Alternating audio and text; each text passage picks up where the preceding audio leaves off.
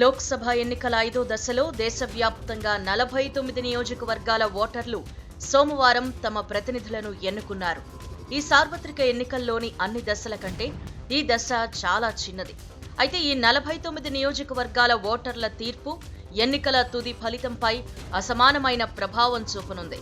పలు ప్రతిష్టాత్మక పోటీలు జరగడం ఈ దశ ప్రత్యేకతల్లో ఒకటి. కొన్ని రాష్ట్రాలలో భారతీయ జనతా పార్టీ తీవ్ర నష్టాలను చవిచూడనుంది. ఉత్తరప్రదేశ్లోని రాయ్బరేలీ, అమేథీ, ఫైజాబాద్, బీహార్లో సరణ్, హాజీపూర్, భారతదేశ ఆర్థిక రాజధాని ముంబై మహానగరంలోని మొత్తం 6 నియోజకవర్గాలు రాజకీయంగా ప్రతిష్టాత్మకమైనవే కాకుండా అత్యంత ముఖ్యమైనవి. మూడో దశలో వలె ఈ 5వ దశలో కూడా బీజేపీ 2019లో గెలుచుకున్న సీట్లలో చాలా వాటిని కోల్పోనుంది. 5వ దశలో పోలింగ్ జరిగిన 49 స్థానాలలో 39 గత సార్వత్రిక ఎన్నికల్లో ఎన్డీఏకు దక్కాయి. వాటిలో 32 బీజేపీవే కావడం గమనార్హం. 2019లో ఇండియా కూటమి ఈ 49లో కేవలం 8 స్థానాలను మాత్రమే గెలుచుకుంది. ప్రస్తుత ఎన్నికల్లో అంతకు రెట్టింపు సంఖ్యలో సీట్లను గెలుచుకోగలమనే ఆశాభావం ప్రతిపక్ష కూటమిలో ఉంది.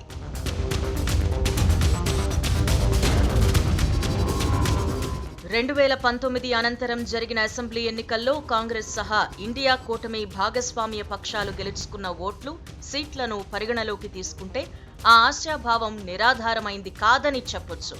నిజానికి ఇండియా కూటమికి అంతకు మించి సీట్లు దక్కే అవకాశం ఉంది అనే సూచనలు బలంగా ఉన్నాయి. 2019లో 2 కూటములు గెలుచుకున్న సీట్ల మధ్య వ్యత్యాసం 31 కాగా ఈ తేడా ప్రస్తుత ఎన్నికల్లో ఇంచుమించు 17కి తగ్గనుంది. ఆ వ్యత్యాసం మరింత తగ్గే అవకాశం ఎంతైనా ఉంది. వీటిలో గణనీయమైన సీట్లు ఉత్తరప్రదేశ్ నుంచి ఇండియా కూటమికి దక్కనుండడం విశేషం. ఉత్తరప్రదేశ్లో 5వ దశ ఎన్నికలు జరిగిన 14 నియోజకవర్గాలు 4 ప్రాంతాల్లో విస్తరించి ఉన్నాయి. అవి అవధ్, పూర్వాంచల్, దోఅబ్, బుందేల్ఖండ్. ఈ 14 సీట్లలో 13ంటిని 2019లో బీజేపీ గెలుచుకుంది. మిగతా ఒక స్థానం రాయ్బరేలీలోని కాంగ్రెస్ కైవసం చేసుకుంది. అయితే 2022 అసెంబ్లీ ఎన్నికల్లో ఓట్ల వాటాను నిలుపుకున్న పక్షంలో కాంగ్రెస్ పార్టీ రాయ్బరేలీనే కాకుండా అమేథీ, బారాబంకీ సీట్లను గెలుచుకోవచ్చు.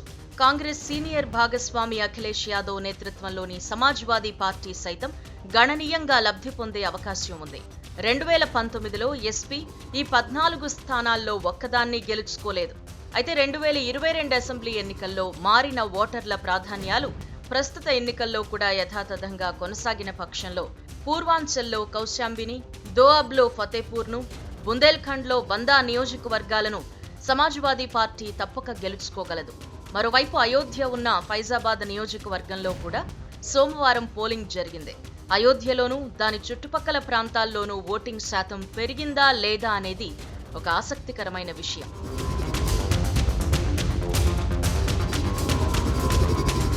మహారాష్ట్రలో ఈ 5వ దశతో ఎన్నికలు ముగిశాయి.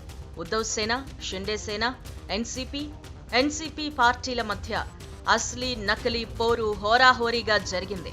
ఓటర్లు ఏ సేనను అసలు శివసేనగా, ఏ ఎన్సీపీని అసలు ఎన్సీపీగా గుర్తించారో వేచి చూడవలసి ఉంది.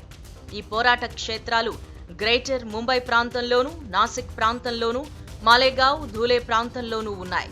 ముంబై నగరంలోనూ, థానేలోనూ జరుగుతున్న పోటీలు ఉద్ధవ్ సేన, షిండే సేనలకు అస్తిత్వ పోరాటాలు కాగా భివాండి, దిండోరి నియోజకవర్గాల ఓటర్ల తీర్పు ఎన్సీపీ పశ్చిమ మహారాష్ట్రలోని తన కంచుకోటల నుంచి ఇతర ప్రాంతాలకు విస్తరించగలదా అనే విషయాన్ని నిర్ధారిస్తుంది. ఉద్ధవ్ సేన ప్రథమంగా మరాఠీ మానూస్, ముస్లింలపై ఆధారపడింది. ఇక ప్రస్తుతం బద్ధశత్రువుగా ఉన్న బీజేపీకి వ్యతిరేకంగా సంయుక్త మహారాష్ట్ర ఉద్యమ కాలం నాటి మహారాష్ట్రియన్ వర్సెస్ గుజరాతీ వివాదాన్ని పునరుద్ధరించింది.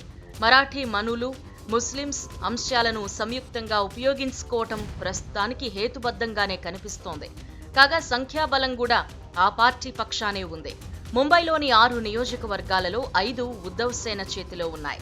2019-22 సంవత్సరాల మధ్య ముఖ్యమంత్రిగా ఉన్న ఉద్ధవ్ ఠాక్రే ప్రజల్లో మంచి పేరు సంపాదించుకున్నారు. మైనారిటీ వర్గాలు సైతం ఆయన పట్ల సానుకూలంగానే ఉన్నాయి. ముంబై ఎమ్మెల్యేలు, కార్యకర్తల్లో అత్యధికులు ఉద్ధవ్ పక్షానే ఉన్నారు. ఈ కారణంగా ప్రస్తుత ఎన్నికల్లో కూడా ఆ పార్టీ అత్యధిక సీట్లను గెలుచుకునే అవకాశం ఉంది. తత్కారణంగా ఉద్ధవ్ సేన భాగస్వామిగా ఉన్న ఇండియా కూటమి విశేషంగా లబ్ధి పొందనుంది.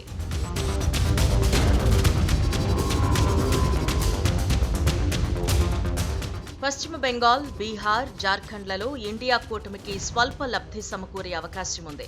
బీహార్లో రాష్ట్రీయ జనతాదళ్ తన ఒకనాటి కంచుకోట చాప్రాలో తన వైభవాన్ని పునరుద్ధరించుకోవటానికి తీవ్రంగా ప్రయత్నించింది. మిథిలాంచల్లో 2 సీట్లు ఎన్డీఏకు అనుకూలంగా ఉన్నాయి. దివంగత దళిత నేత రామ్ విలాస్ పాస్వాన్ నియోజకవర్గమైన హాజీపూర్లో బీజేపీకి మిత్రుడైన ఆయన కుమారుడు పోటీ చేస్తున్నాడు. బెంగాల్ ఉత్తర పరగణాలలోని 7 నియోజకవర్గాలకు గాను 5వ దశలో హోగ్లీ, హౌరా నియోజకవర్గాల్లో పోలింగ్ జరిగింది. 2021 అసెంబ్లీ ఎన్నికల ప్రాతిపదికన చూస్తే బారక్పూర్, హోగ్లీలో బీజేపీకి విజయావకాశాలు లేవు. అయితే తృణమూల్ కాంగ్రెస్ నుంచి ఆరాంఘర్ నియోజకవర్గాన్ని కైవసం చేసుకోవచ్చు. ఒడిశాలో 2019లో గెలుచుకున్న స్థానాలన్నింటినీ మళ్లీ సొంతం చేసుకోగలనని బీజేపీ భావిస్తోంది. ఈ దశలో 5 లోక్సభ, 35 అసెంబ్లీ నియోజకవర్గాలలో పోలింగ్ జరిగింది. 5 లోక్సభ నియోజకవర్గాలలో బర్గా, సుందర్గఢ్, బొలంగీర్లు పశ్చిమ ఒడిశాలో ఉన్నాయి. గత సార్వత్రిక ఎన్నికల్లో ఈ 3 స్థానాలను బీజేపీ గెలుచుకుంది.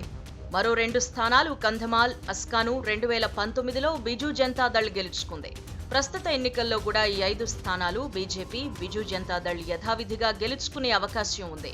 పోలింగ్ జరిగిన 2 శాసనసభ నియోజకవర్గాల్లో ముఖ్యమంత్రి నవీన్ పట్నాయక్ అభ్యర్థిగా ఉన్నారు. జార్ఖండ్లో ఇండియా కూటమి కొడెర్మను స్వాయత్తం చేసుకునే అవకాశం ఉంది. ఇక్కడ సిపిఐ ఎమ్మెల్యే అభ్యర్థిగా ఉన్నాడు. జైల్లో ఉన్న మాజీ ముఖ్యమంత్రి హేమంత్ సోరెన్ భార్య కల్పన కొడెర్మలోని ఒక శాసనసభ నియోజకవర్గం ఉప ఎన్నికలో పోటీ చేస్తున్నారు.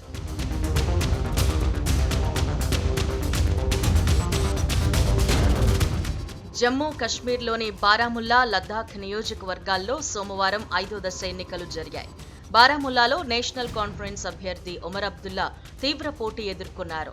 జైలు నుంచి పోటీ చేసిన ఇంజనీర్ రషీద్ అబ్దుల్లాకు తీవ్ర పోటీ ఇచ్చారు. లద్దాఖ్లో ఇటీవలి వరకు ఇండియా కూటమికి సానుకూలత ఉంది. అయితే ఎన్సీ, ఐఎన్సీకి చెందిన కార్గిల్ ప్రాంత నేతలు, కార్యకర్తలు తిరుగుబాటు చేసి లేహ్ నుంచి ఒక అభ్యర్థిని సంయుక్తంగా పోటీకి నిలబెట్టారు. ఫలితంగా ఇండియా, ఎన్డీఏ ఓట్లు చీలిపోయే అవకాశం ఉన్నందున కార్గిల్కు చెందిన స్వతంత్ర అభ్యర్థి విజయం సాధించే అవకాశం ఉంది. మొత్తం మీద ఈ 5వ దశ బీజేపీకి క్లిష్ట సమయం. 2019 నాటి ఆధిక్యతను నిలబెట్టుకోగలదా అన్నది సందేహమే. మా అంచనాలో బీజేపీ నేతృత్వంలోని ఎన్డీఏ ఇప్పటికే మొదటి 4 దశల్లో 40 సీట్లను నష్టపోనుంది. 5, 6, 7 దశల్లో సైతం ఇంచుమించు అదే సంఖ్యలో సీట్లను కోల్పోయే అవకాశం ఉంది. ఈ నష్టాల పరంపరను 5వ దశ నుంచే నిరోధించలేని పక్షంలో జూన్ 4న ఎన్డీఏ తన మెజారిటీని, కనీసం బీజేపీ తన సొంత ఆధిక్యతను కోల్పోవడం దాదాపుగా తథ్యం. ఇది నిశ్చితంగా సంభవించనున్న పరిణామం.